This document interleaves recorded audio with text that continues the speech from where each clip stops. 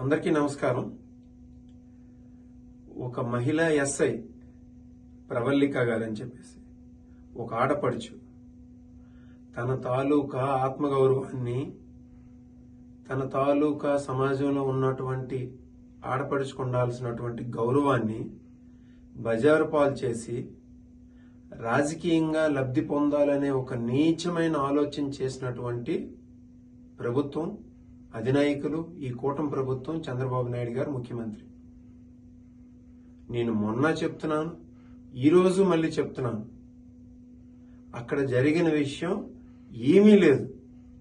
అసలు జరిగిన సంఘటన వేరు. ఈటీవీలోనా, ఏబిఎన్లోనా, ఆంధ్రజ్యోతిలోనా, ఈనాడు పేపర్లోనా, టీవీ5లోనా చూపించినటువంటి సంఘటన వేరు. ఆవిడకి ఎటువంటి అవమానం గాని, ఎటువంటి గౌరవాన్ని భంగం గాని అక్కడ జరగలేదు. ఆవిడ మాకు బాగా పరిచయం ఉన్నటువంటి వ్యక్తి. ఎస్ఐ మేడం గారు బాగా పరిచయం ఉన్నటువంటి మా జిల్లాకు సంబంధించినటువంటి ఆడపడుచు ఆవిడ.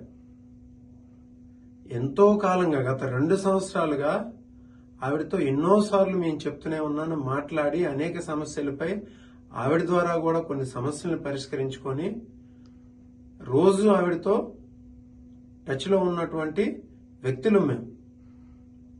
అలాగే ఇప్పుడు కేసులు పెట్టినటువంటి ఎంతో మందికి ఆవిడ అక్క చెల్లెలు వరుస. సో అటువంటి వ్యక్తి ఆవిడ. ఆవిడికి ఈ మధ్యన కొంతకాలం ఏంటంటే బాగోలేదు, హెల్త్ బాగోలేదు. తన హార్ట్కి ఒక స్టంట్ వేశారు. అలాగే గ్యాస్ట్రోఎంట్రాలజీ ప్రాబ్లం కూడా ఉంది. ఆ ఉందని చెప్పి జనాలు వేలాదిగా వస్తున్నారు.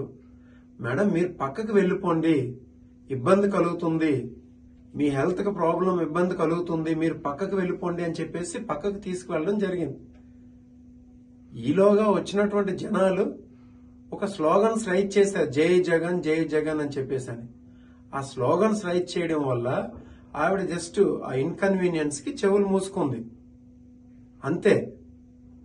అంతకు మించినటువంటి ఇన్సిడెంట్ అక్కడ ఏమీ జరగలేదు. మీరు వీడియోలన్నీ క్లియర్ గా చూడండి, అదే మీకు ప్రస్ఫుటం అవుతుంది.